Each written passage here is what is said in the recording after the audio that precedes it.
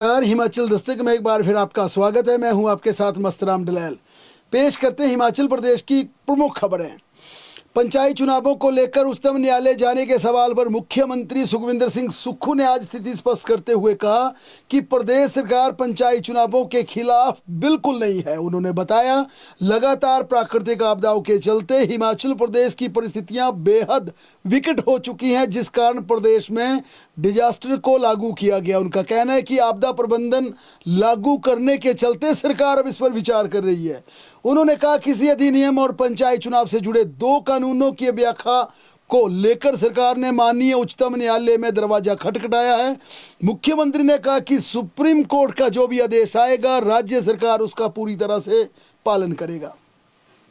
RJD समाप्त होने पर बुलाए गए विशेष सत्र पर राजभवन में कल फैसला हो सकता है, क्योंकि राज्यपाल शिव प्रताप शुक्ल आज देर शाम तक शिमला लौट आएंगे और कल विधानसभा के सचिव यशपाल राजभवन जाकर राज्यपाल से विशेष सत्र का उन्हें बाकायदा प्रपोजल देंगे और इसकी अनुमति मांगेंगे। यानी कल अगर राजभवन की इस प्रस्ताव पर मोहर लग जाती है तो हिमाचल प्रदेश में आरजेडी बंद करने पर एक दिन का विशेष सत्र संभव होगा। हालांकि अभी तक प्रपोजल राजभवन नहीं भेजा गया। कल खुद विधानसभा के सचिव यशपाल शर्मा इस प्रपोजल को लेकर बाकायदा राजभवन जाएंगे। हिमाचल प्रदेश में प्रिंसिपल की सैलरी पर भी सरकार ने बड़ा फैसला लिया है। कुछ देर पहले राज्य सरकार ने 5 पन्नों की नोटिफिकेशन जारी करते हुए कहा है कि हिमाचल प्रदेश के जिन 800 से ज़्यादा प्रिंसिपल्स को राज्य सरकार ने पदोन्नत किया है, उन्हें हालांकि सैलरी प्रिंसिपल की नहीं मिल पा रही थी, क्योंकि वे उन्हीं स्कूलों में सेवाएं दे रहे हैं जहां पर वे लेक्चरर हेडमास्टर के रूप में कार्यरत थे। सरकार ने आज क्लैरिफिकेशन निकालते हुए कहा कि तमाम पदोन्नत किए गए प्रिंसिपल इस समय जिन स्कूलों में मौजूद है वहीं पर उन्हें प्रिंसिपल का वेतन दे दिया जाएगा। यानी कि जो उन्हें हायर स्केल प्रिंसिपल का मिलना, उस स्केल को उन्हें दे दिया जाएगा, लेकिन उनकी ये सैलरी अंगेंस्ट वैकेंसी निकलेगी। यानी कि प्रिंसिपल तो पदोन्नत कर दिए, लेकिन अभी भी हिमाचल प्रदेश में कई स्कूल खाली है। प्रिंसिपल को प्रमोट कर दिया, लेकिन कई स्कूल खाली पड़े हैं। अब मौजूदा स्कूलों में तैनात किए गए उन प्रिंसिपल को, जो कि अभी भी लेक्चरर या हेडमास्टर की सेवाएं दे रहे हैं, उन्हें अब रिक्त स्कूलों के विरुद्ध उन्हें उनका वेतन दिया जाएगा, प्रिंसिपल का उन्हें वेतन मिलेगा। इसके अलावा यह भी स्पष्ट किया गया कि 1 अप्रैल को, यानी अप्रैल का महीना जब शुरू होगा, अगला शैक्षणिक सत्र जब शुरू होगा, तो उन तमाम प्रिंसिपल को दूसरे स्कूलों में तैनात कर दिया जाएगा जहां पर इस समय वैकेंसीज हैं, जहां पर रिक्त पद है। आर्थिक संकट के बीच राज्य सरकार प्रदेश के सरकारी कर्मचारियों पर बड़ा फैसला ले सकती है, क्योंकि रविवार के दिन हिमाचल प्रदेश मंत्रिमंडल की बैठक बुलाई गई है और वित्त विभाग को आदेश जारी किए हैं कि पूरी प्रेजेंटेशन प्रदेश की मौजूदा वित्तीय स्थिति पर बाकायदा प्रेजेंटेशन का कैबिनेट को दी जाए। सूचना है कि इस पर हिमाचल प्रदेश के कर्मचारियों पर बड़ा फैसले लिए जा सकते हैं, क्योंकि प्रदेश में इस समय कर्मचारियों की संख्या 3,34,000 का आंकड़ा पार कर गई है और पेंशनर्स भी 1.5 लाख से ज़्यादा हो गए हैं। ऐसे में कैबिनेट को यह बताने का प्रयास किया जाएगा कि जो बजट का आकार है, जो बजट बन रहा है, वो इसी वर्ग पर खर्च हो रहा है, क्योंकि कर्मचारी पेंशनर्स की संख्या इतनी ज़्यादा है कि हमारा जितना भी बजट है वो विकास के बजाय हिमाचल प्रदेश के कर्मचारियों के वेतन, कर्मचारियों के भत्तों, कर्मचारियों की पेंशन और साथ में जो ऋण हमने लिया, जो 1 लाख करोड़ ऋण पहुंच गया, उस ऋण को रीपे करने पर हमारा पूरा बजट खर्च हो रहा है। हालांकि कर्मचारियों को दिया जा रहा वेतन उनका वैधानिक हक है, इसे कोई भी चाहकर छीन नहीं सकता, क्योंकि प्रदेश का चाहे कोई पुलिस कांस्टेबल हो, स्टाफ नर्स हो या पटवारी हो, हर प्रदेश का कर्मचारी राज्य के लिए सेवक के रूप में दिन रात काम कर रहा है। लिहाजा उसका ये पूरी तरह से संवैधानिक उसका अधिकार है, उसका हक है कि उसका वेतन उसे दिया जाए, उससे किसी प्रकार की छेड़छाड़ ना की जाए। लेकिन अब ये कर्मचारी क्यों अपने बजट में और अब वित्त विभाग को या सरकारों को करने लगे हैं, इसके पीछे बड़ी वजह यह है कि हिमाचल प्रदेश में बैकडोर भर्ती और कर्मचारियों की लंबी चौड़ी फौज अब सरकारी बजट को पूरी तरह निगल रही है। प्रदेश में इसमें रेगुलर व नॉन रेगुलर एम्प्लॉयज 2,05,042 हैं, यानी राज्य के कुल कर्मचारियों में से 61.31% रेगुलर कर्मचारी हैं। इसके अलावा पब्लिक अंडरटेकिंग बोर्ड कॉरपोरेशन में 27,478 कर्मचारी हैं, जिसमें सबसे बड़ा नंबर बिजली बोर्ड का है, जो कि कर्मचारियों की कुल 8.22% बनती है। यानी प्रदेश में जितने कर्मचारी हैं उनमें 8.22% बोर्ड कॉरपोरेशन में है। लोकल बॉडीज़ की बात की जाए तो लोकल बॉडीज़ में भी 2072 इस समय कर्मचारी हैं, जिनकी कुल कर्मचारियों के विरुद्ध 0.62% बनती है। अदर गवर्नमेंट यानी अन्य सरकारी कर्मचारियों की बात की जाए, जो कि सरकारी कर्मचारी रेगुलर या नॉन रेगुलर नहीं है, लेकिन उन्हें वेतन हिमाचल प्रदेश की ट्रेजरी से मिलता है, जिसमें आंगनबाड़ी हैं, आशा वर्कर हैं। इसके अलावा ऐसे कई कर्मचारी हैं जिनकी संख्या 76,362 है। ये ऐसे कर्मचारी हैं, ये ना रेगुलर होंगे ना कुछ होंगे, लेकिन इन्हें हर महीने वेतन सरकारी ट्रेजरी से दिया जा रहा है। और इनमें कई दूसरे प्रोजेक्ट्स में लगाए गए कर्मचारी हैं। इनमें अधिकतर कर्मचारी ऐसे हैं जिन्हें कि विभिन्न परियोजनाओं के तहत रखा गया है। बड़ी बात यह है कि इन कर्मचारियों का, जो कि कभी रेगुलर तो नहीं होंगे, लेकिन उनकी परसेंटेज कुल कर्मचारियों के मुकाबले 1/4 है, यानी 23% के आसपास ऐसे ये कर्मचारी हैं, जिसमें बड़ा नंबर आंगनवाड़ी वर्कर्स और आशा वर्कर्स का है। प्रदेश में आउटसोर्स कर्मचारियों की संख्या आधिकारिक रूप से 19,804 पहुंच गई है। यानी कर्मचारियों की कुल संख्या अगर देखी जाए तो उसमें 6% अकेले आउटसोर्स कर्मचारी यहां पर हो गए हैं, रेगुलर ये नहीं होंगे। हालांकि इनका कोर्ट में जरूर मामला चल रहा है और सूचना है कि इन्हें भी अदालत से बड़ी राहत मिल सकती है, कोर्ट इन्हें भी रेगुलर करने का आदेश जारी कर सकता है। गवर्नमेंट यूनिवर्सिटी, राज्य सरकार के जितने भी विश्वविद्यालय हैं उसमें 3,086 कुल कर्मचारी हैं, जो कि कुल कर्मचारियों की करीब करीब 1% जिनकी संख्या बनती है। प्रदेश में कुल कर्मचारियों की, इस सभी कर्मचारियों का जोड़ कर लिया जाए तो इसमें हिमाचल प्रदेश में कर्मचारियों की संख्या 3,34,427 बनती है। यानी हिमाचल प्रदेश की कुल आबादी 65 लाख है और इसके विरुद्ध राज्य में 3,34,000 से ज़्यादा कर्मचारी है। इसका सीधा सीधा मतलब ये हुआ कि 21 लोगों पर हिमाचल प्रदेश में एक कर्मचारी इस समय अपनी सरकारी सेवाएं दे रहा है, जो राज्य सरकार की ट्रेजरी से वेतन ले रहा है। जबकि अन्य प्रदेशों में जनसंख्या के आधार पर कर्मचारियों की संख्या हिमाचल प्रदेश के मुकाबले बेहद कम है। यही कारण है कि प्रदेश का सालाना बजट कर्मचारियों के पेंशन और वेतन पर सिमटने लगा है। लिहाजा रविवार को बुलाई गई मंत्रिमंडल की बैठक में सबसे बड़ा मंथन इन्हीं मुद्दों पर होगा, जिनमें कर्मचारियों का एरियर और भत्ता कुछ समय के लिए बंद करने का कैबिनेट में मंथन हो सकता है। बैकडोर तथा दूसरी अनावश्यक भर्तियों को बंद करने पर मंथन किया जा सकता है, जिसमें तमाम मित्रों की भर्तियां की जा रही हैं उन्हें होल्ड किया जा सकता है। 3 साल से हिमाचल प्रदेश में खाली पड़े पदों को समाप्त करने का फैसला लेने की यहाँ पर पूरी संभावना बन गई है। अनावश्यक संस्थानों को बंद कर कर्मचारियों का फिर युक्तिकरण तेजी से प्रदेश में हो सकता है।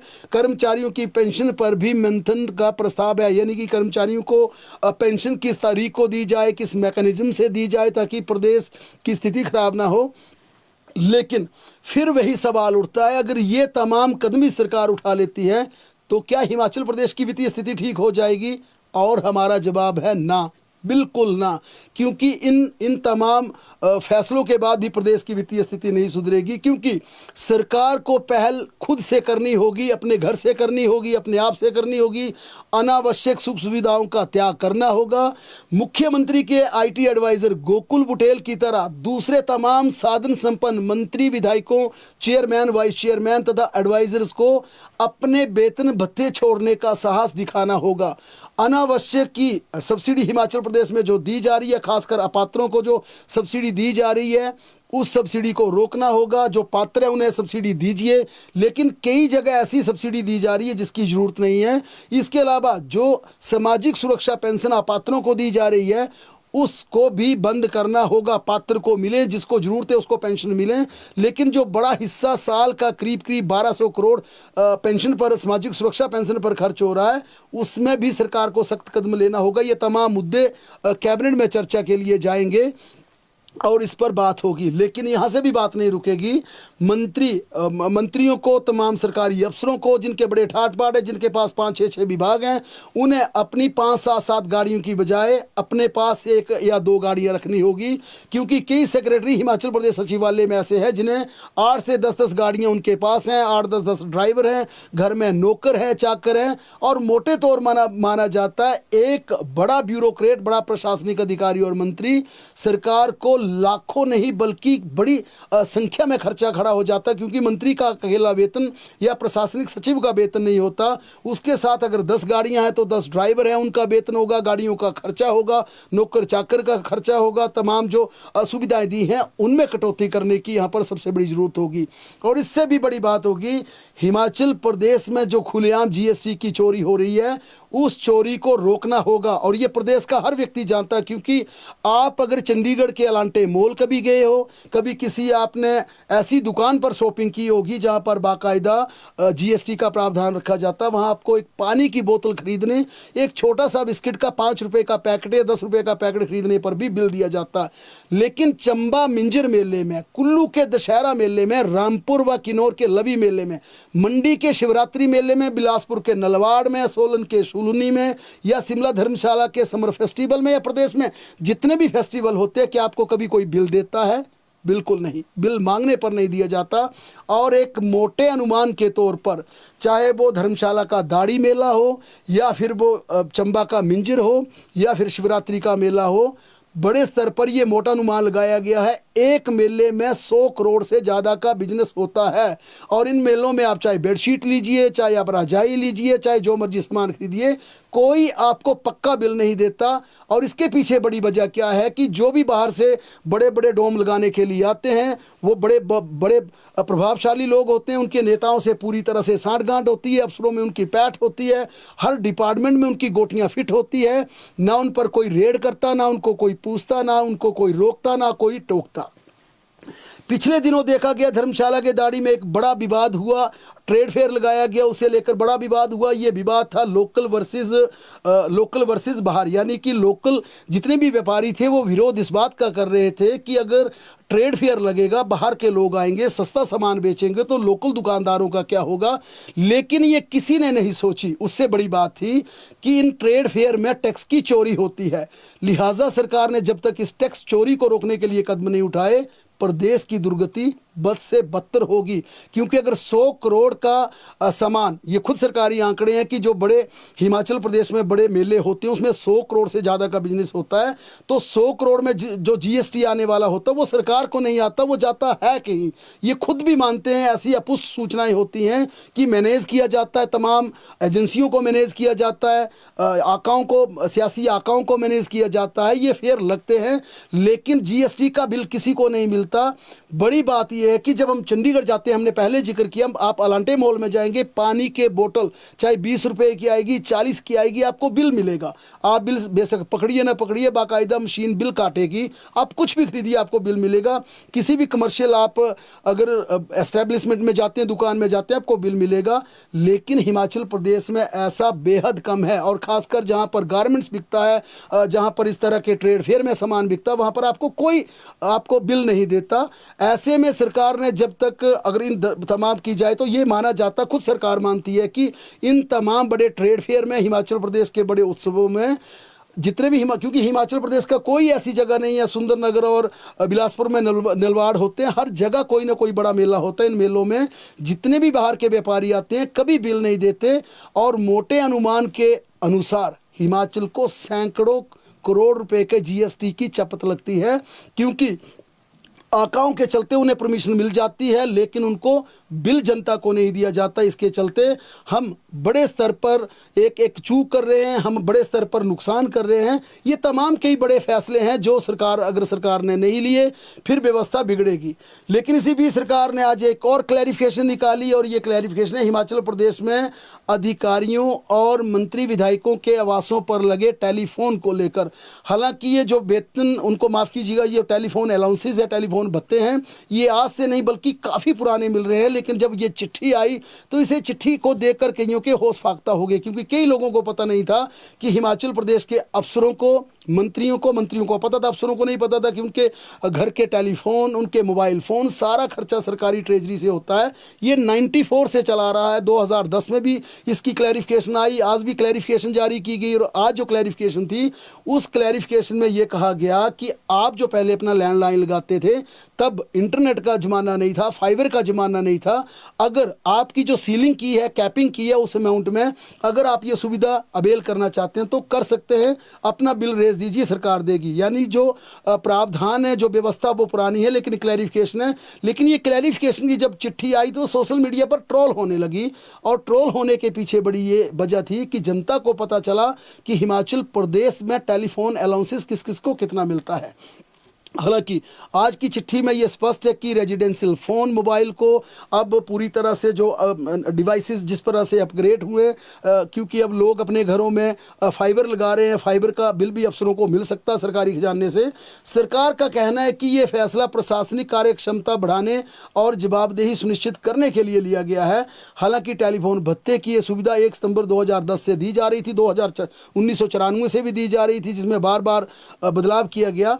लेकिन इसमें जो कैपिंग की गई है, जो सीलिंग की गई है, वो वाकई देखने वाली है, जिसमें कहा गया कि मंत्री विधायक एक्चुअल बेसिस पर अपना टेलीफोन भत्ता उन्हें मिलेगा, यानी जो उन्हें बिल आएगा वो उन्हें दिया जाएगा, मोबाइल का भी, रेजिडेंस का भी, ऑफिस का भी। प्रशासनिक सचिवों, विभागाध्यक्षों को आवास का 2500 रुपया, 2500 रुपया हर महीने उनके घर पे लगे टेलीफोन डिवाइसेस का पहले से दिया जा रहा था, जो कि आज क्लैरिफिकेशन में पता चला। मोबाइल फ़ोन का प्रतिमाह 900 रुपया इन्हें मिलेगा। इंटरनेट का यूज़ भी कीजिएगा, कॉलिंग भी कीजिएगा। हालांकि ये कई बार ये बात उठ चुकी है कि अनलिमिटेड जो टेलीफोन पर इंटरनेट की और कॉलिंग की और मैसेज की सुविधा होती है वो ऑन एन एवरेज 300-350 रुपये में होती है, लेकिन यहाँ पर 900 रुपया बहुत पहले का ये प्रावधान किया हुआ कि 900 रुपये तक आप ले सकते हैं। 2500 रुपये आप घर का ले सकते हैं, मोबाइल फ़ोन का आप 900 रुपया ले सकते हैं। तीसरी category divisional commissioner, DIG, deputy commissioner, ADC, ADM और एसपी, इनके लिए इनके घरों में लगे टेलीफोन के लिए 2100 रुपया, 2100 रुपया प्रतिमाह का प्रावधान है, जबकि मोबाइल के लिए इन्हें 800 रुपया दिया जा रहा है। Additional DGP, MD, chief engineer, chief conservator को 2000 रुपया घरों में फ़ोन का तथा 700 रुपया मोबाइल का दिया जा रहा है। Special secretary, additional secretary, joint secretary और मंत्रियों के प्राइवेट सेक्रेटरी को 1300 रुपया घर में लगे फ़ोन का और 500 रुपया उनके मोबाइल का। Conservator forest, SC, action, DFO, CMO, SDM, ASP को 1300 रुपया आवास का और 600 रुपया मोबाइल फ़ोन का ये भत्ता है। इसके अलावा अन्य अधिकारियों के लिए 700 रुपया आवास और 400 रुपया मोबाइल भत्ता है। हालांकि ये पुरानी दरें है, इसमें कोई नया कुछ नहीं है। सिर्फ क्लैरिफिकेशन ये दी गई थी कि पहले आप सिंपल लैंडलाइन फ़ोन लगाते थे, अब लैंडलाइन का ज़माना ख़त्म है, अब फाइबर लगता, फाइबर के साथ आपको एडिशनल फ़ोन मिल जाता, आपके सारे डिवाइसेस चलते हैं। उसमें स्पष्ट यही किया है कि आप अपना एक्चुअल बिल दीजिए और सरकार से पैसा लीजिए। यानी कि जो कैपिंग है वो भी पुरानी है, जो ये रेट हैं वो भी पुराने हैं। सिर्फ क्लैरिफिकेशन ये है कि इसमें आप जो नई इंटरनेट की सुविधा है उस फैसिलिटी को अवेल कर सकते हैं। लेकिन जब ये चिट्ठी आई तो सोशल मीडिया पर ट्रोल भी होने लगी, क्योंकि कई लोगों को आज तक ये पता नहीं था कि मंत्री विधायकों के अलावा भी अधिकारियों को बड़े स्तर पर इस तरह की सुविधाएं मिलती है। मुख्यमंत्री ने आज ऊना के कोटला कलां स्थित श्री राधा कृष्ण मंदिर समिति द्वारा आयोजित वार्षिक धार्मिक सम्मेलन में भाग लिया। इसके बाद सीएम सुक्खू झड़ूता विधानसभा क्षेत्र के बट्ठी बाजार में पहुंचे। मुख्यमंत्री सुक्खू ने गुमारवी में आयोजित नेशनल हैंडबॉल प्रतियोगिता के समापन समारोह में बतौर मुख्य अतिथि शिरकत करते हुए मुख्यमंत्री ने प्रदेश की बेटियों और युवाओं के लिए बड़े ऐलान भी किए। मुख्यमंत्री ने घोषणा की कि हाल ही में एशियन गेम्स में हिमाचल का नाम रोशन कर लौटी प्रदेश की बेटियों को राज्य सरकार सरकारी नौकरी उपलब्ध करवाएगी। इसके साथ ही प्रत्येक खिलाड़ी को 11 लाख रुपए की प्रोत्साहन राशि भी दी जाएगी। वहीं मुख्यमंत्री ने आरडीजी के मुद्दे पर फिर भारतीय जनता पार्टी पर तीखा हमला बोला। मुख्यमंत्री ने कहा कि यदि प्रदेश भाजपा केंद्र के फैसले का समर्थन करती है तो प्रदेश की जनता के सामने खुलकर अपना भाजपा को रुख स्पष्ट करना चाहिए। उन्होंने आरोप लगाया कि पहले से आर्थिक संकट से जूझ रहे हिमाचल प्रदेश के साथ केंद्र सरकार ने सोची समझी रणनीति के तहत अन्याय किया, जिसका सीधा असर प्रदेश के विकास और जन कल्याणकारी योजनाओं पर पड़ेगा। इधर नेता प्रतिपक्ष जयराम ठाकुर ने आज शिमला में प्रेस कॉन्फ्रेंस कर आरडीजी के मुद्दे पर कांग्रेस सरकार और पार्टी नेतृत्व पर तीखा हमला बोला। पूर्व मुख्यमंत्री ने कहा कि कांग्रेस की इस संवेदनशील विषय पर तथ्य छिपाकर केवल राजनीति लाभ लेने की कोशिश कर रही है, जो कि जनता को भ्रमित कर रही है। जयराम ठाकुर ने कहा, आरडीजी को लेकर झूठा भय पैदा कर कांग्रेस अपनी फाइनेंशियल मिसमैनेजमेंट और प्रशासनिक विफलताओं का ध्यान हटाना चाहती है। नेता प्रतिपक्ष ने सवाल उठाया कि कांग्रेस शासित राज्य कर्नाटक ने स्वयं आरडीजी को समाप्त करने की डिमांड रखी थी। ऐसे में हिमाचल के मुख्यमंत्री इस तथ्य पर चुप्पी क्यों साधे हैं।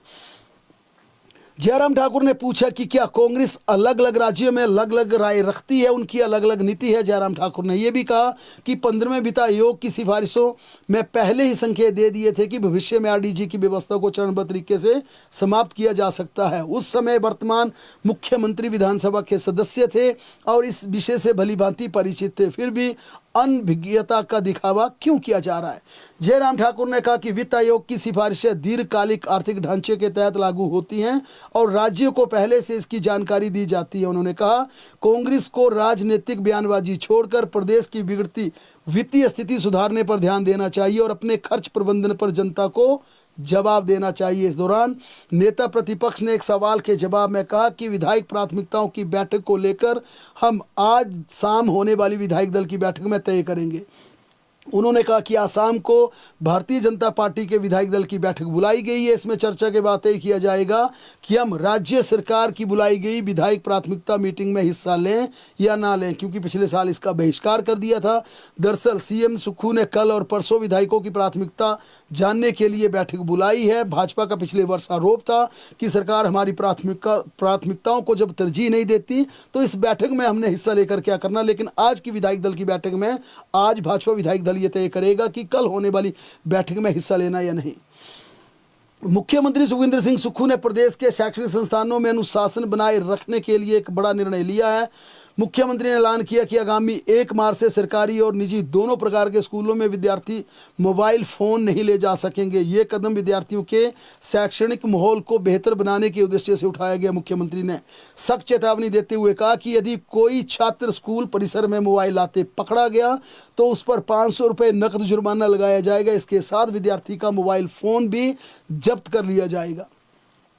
स्वास्थ्य मंत्री धनीराम शांडिल ने आज Himachal Pradesh medical services corporation limited की special high power process committee की अध्यक्षता की। इस दौरान उन्होंने अधिकारियों को चिकित्सा उपकरणों एवं सामग्री की निविदा तथा खरीद प्रक्रिया में तेजी लाने और पूरी प्रक्रिया में पारदर्शिता बरतने के निर्देश दिए। महिला कांग्रेस की अध्यक्ष जनेब चंदेल को सरकार ने हिमाचल प्रदेश बाल कल्याण परिषद की महासचिव तैनात कर दिया है, नियुक्त कर दिया है। उनका कार्यकाल ये 3 साल का होगा। पूर्व मुख्यमंत्री शांता कुमार ने देश की वर्तमान सामाजिक और आर्थिक स्थिति पर गहरी चिंता व्यक्त की है। यूजीसी के नए नियम पर माननीय सर्वोच्च न्यायालय द्वारा लाई गई रोक का स्वागत करते हुए शांता कुमार ने कहा कि न्यायालय की ये टिप्पणी अत्यंत महत्वपूर्ण है कि भारत एक जाति विहीन समाज की रचना की ओर अग्रसर है, जबकि ऐसे नियम देश को पीछे धकेलने वाले हैं। उन्होंने 2 टूक शब्दों में कहा कि इतिहास की कड़वी सच्चाई ये है कि हमारा समाज जातियों में बंटा रहा। हमने अपनों को ही अछूत कहकर दुत्कार दिया, जिसे बाद में विदेशियों ने गले लगाया। केवल जातिवाद और कुछ नेताओं के अहंकार के कारण भारत टूटा और हमें पराधीनता झेलनी पड़ी। भाजपा सांसद अनुराग ठाकुर को सुप्रीम कोर्ट से बड़ी राहत मिली है। सुप्रीम कोर्ट ने बीसीसीआई को लेकर लगे बैन को हटा दिया है। ये बैन 2017 में अनुराग ठाकुर पर लगाया गया, जिस पर कहा गया था कि अनुराग ठाकुर बीसीसीआई पर ना तो अध्यक्ष पद हासिल कर सकते हैं, ना ही बीसीसीआई के दूसरे पदाधिकारी बन सकते हैं। सुप्रीम कोर्ट ने स्पष्ट किया कि 2017 का ये निर्देश आजीवन प्रतिबंध के रूप में नहीं देखा जा सकता। ऐसे में लंबे समय तक प्रतिबंध जारी रखना अनुपातहीन होगा। कोर्ट के इस आदेश के बाद अनुराग ठाकुर अब बीसीसीआई में किसी भी पद या गतिविधि से जुड़े रहने के लिए पात्र हो गए हैं। हालांकि ऐसा करने के लिए अनुराग ठाकुर को मौजूदा नियमों और प्रावधानों का पालन करना होगा। ये फैसला मुख्य न्यायाधीश सूर्यकांत और जस्टिस जय माल्या बागची की खंडपीठ ने दिया है। पर्यटन नगरी मनाली के प्रसिद्ध आईबेक्स चौक पर बीती देर शाम पर्यटकों के 2 गुटों के बीच मारपीट का एक वीडियो सोशल मीडिया पर तेजी से वायरल हो रहा है, जिसमें युवा एक दूसरे पर बेरहमी से लात घूंसे बरसाते हुए नजर आ रहे हैं। मंडी जिला में आपसी रंजिश के चलते दो गुटों में भिड़ंत हो गई। एक भिड़ंत में एक युवक को चाकू घोंप दिया गया, जिससे वह गंभीर रूप से घायल हो गया। दरअसल मंडी शहर के साथ लगते रानी की बाई में एक मैकेनिक की दुकान पर दो गुटों में भिड़ंत हो गई। बताया जा रहा है कि इन गुटों की पहले भी आपसी रंजिश के चलते झड़प हो चुकी है। पहले इनकी ऑनलाइन चैट पर बातचीत हुई, वहीं से बहसबाजी शुरू होकर आमने सामने भिड़ंत तक जा पहुंची। मौसम की बात करें तो हिमाचल प्रदेश में कल से फिर बर्फबारी का माहौल बन जाएगा। प्रदेश में कल से फिर बर्फबारी हो सकती है। इसे लेकर मौसम विज्ञान केंद्र ने पूरी तरह से पूर्वानुमान लगाया है कि प्रदेश में कल फिर मौसम बदलेगा। मौसम विज्ञान केंद्र ने शुक्रवार को किन्नौर, लाहौल स्पीति, चंबा, कुल्लू के ऊंचाई वाले क्षेत्रों में कई स्थानों पर हल्की बर्फबारी होने का पूर्वानुमान लगाया। प्रदेश में 7 और 8 फरवरी को मौसम साफ बना रहेगा और धूप खिली रहेगी, मगर 9 से 11 फरवरी को प्रदेश में बर्फबारी होने का पूर्वानुमान लगाया गया है। इसी बीच अभी भी सुबह शाम कड़ाके की ठंड पड़ रही है। हालांकि दिन के समय धूप निकलते ही प्रदेश में तापमान बढ़ रहा है। बहरहाल प्रदेश की तमाम बड़ी खबरों के लिए लगातार जुड़े रहे हमारे साथ, देखते और पढ़ते रहे हिमाचल दस्तक।